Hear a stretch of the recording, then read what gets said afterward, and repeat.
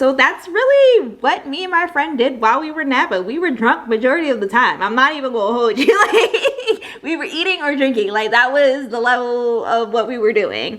Hey travelers, welcome to Tripping with Amadi. If you are new to my channel, I revisit some of my fun and exciting times during my travel while I help you out on yours.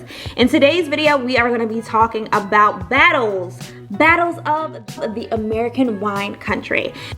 So I have been to both Ithaca, New York and its wine country, as well as Napa Valley and their wine country. And I am going to pit both of them together and tell you which one I think is the best out of the two.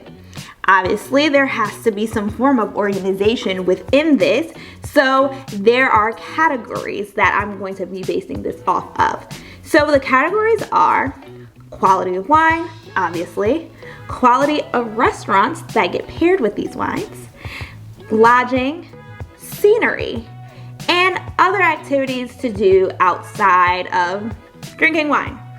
So if this interests you, make sure you stay a little bit longer, and please make sure you like, comment, and subscribe. Have you been to either of these places? Let me know in the comments. So first up, quality of wine. So both of these places are very much known for wine, one more than the other. I think Napa is more known for wine, right? It's literally world renowned. Like, it's not just people who live in the United States that's heard of the wine that is being cooked up in Napa Valley. All that to say is Napa is more known for its wine, but Ithaca also has a very thriving wine country as well as wine tourism.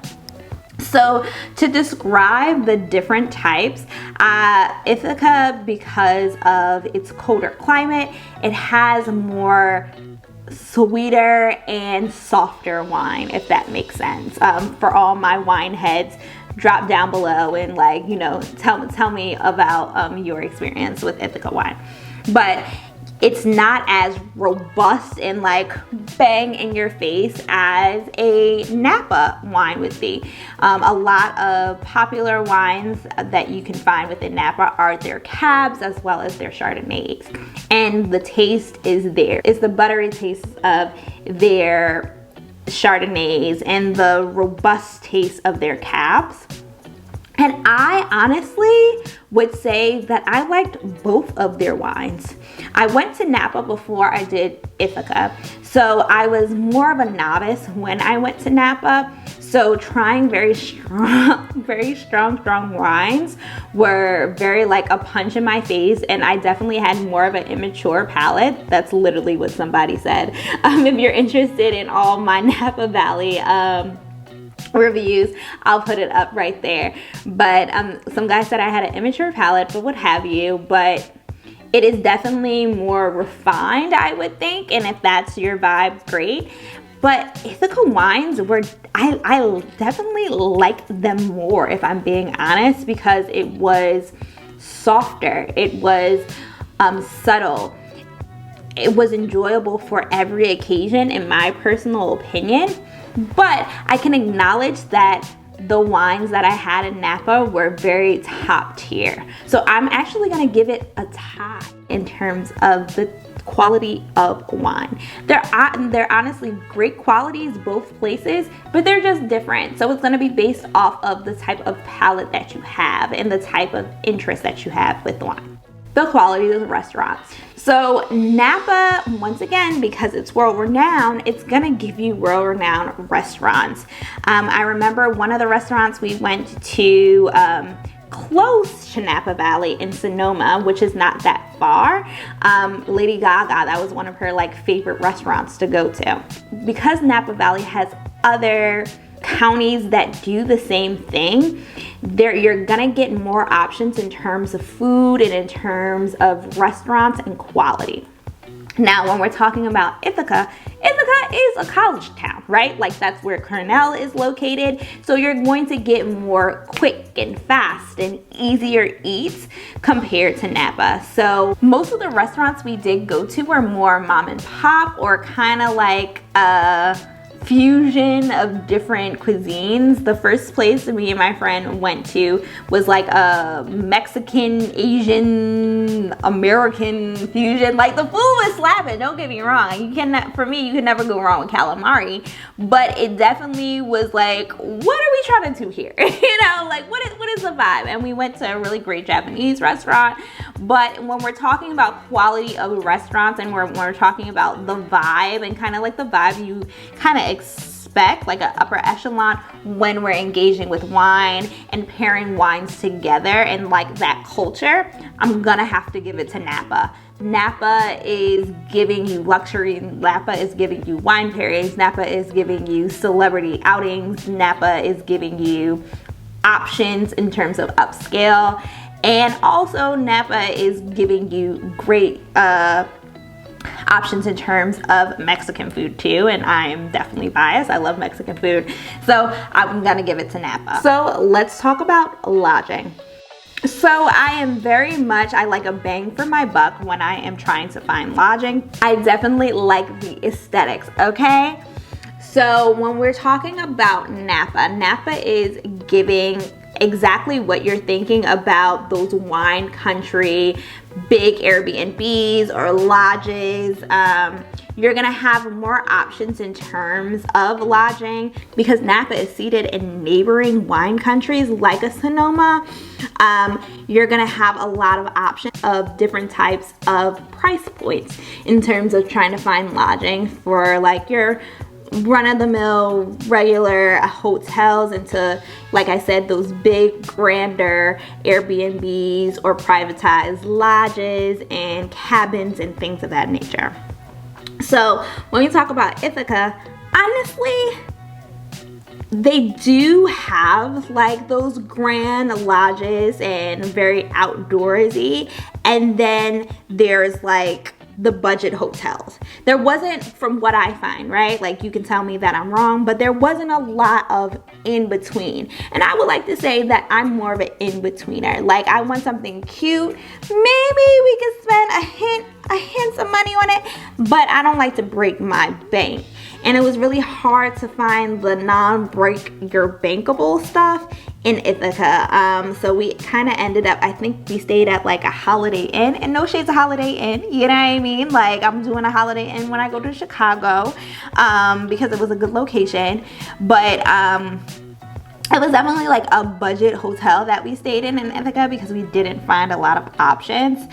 So I'm gonna have to give it to Napa again in terms of quality of lodging and just a quality of options in terms of hotels and stays. Okay, so the next one is activities outside of drinking wine. So I know that a lot of people are kind of like apprehensive to go to wine countries because they're like, if I don't drink wine, what can I do? Fair, right? So when we talk about Napa, kind of all you can do is like drink wine and eat.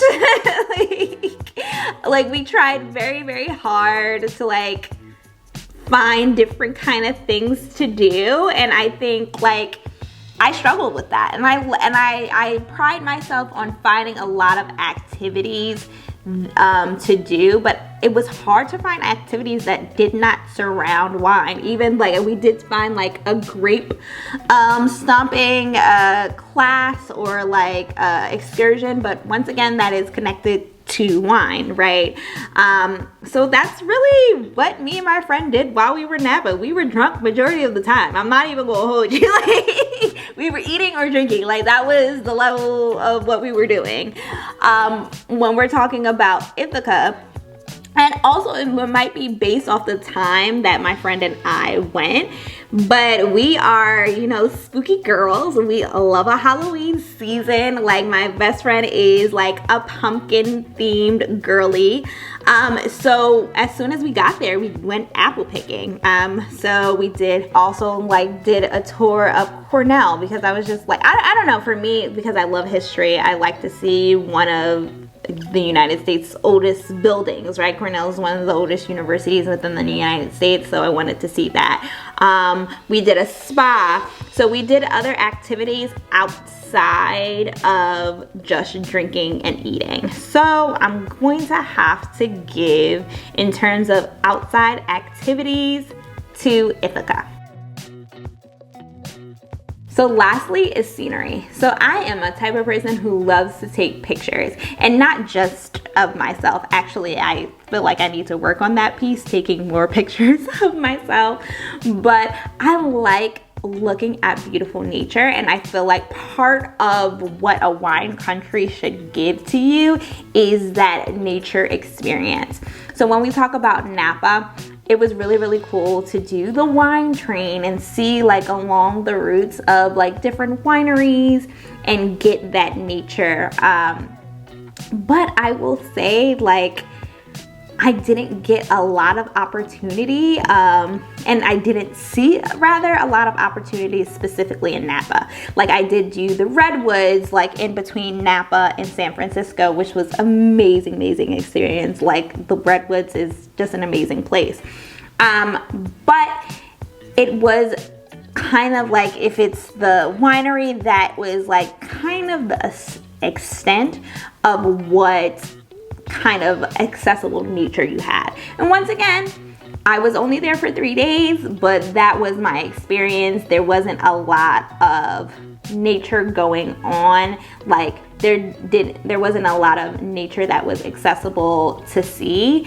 And it's pretty, but it wasn't overwhelmingly pretty, if that makes sense.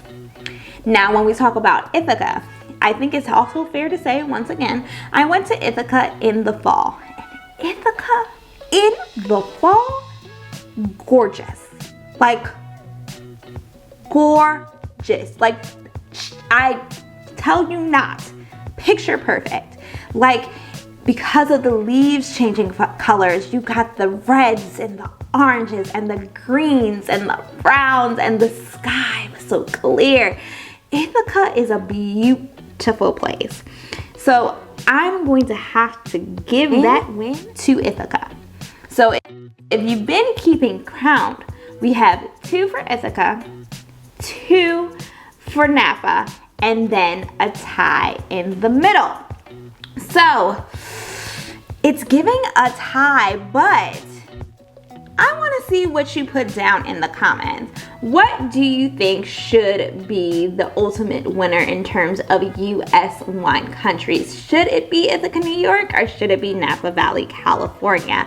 I want to know your opinions. Do you think I'm kind of crazy, or do you totally agree with me? Don't forget to like, comment, and subscribe. And thank you for stopping by to my channel. Bye.